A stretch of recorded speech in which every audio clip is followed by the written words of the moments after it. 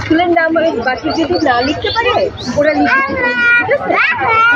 ওকে শুধু বলতে বললেন যে তোমার আগে পারো নি লিখতে। ভাইয়া এই রোডটা তো ছাড়তে হবে, এর চেয়ে নিচে নেমে। বাচ্চা কোনটা? অনেক অনেক অনেক।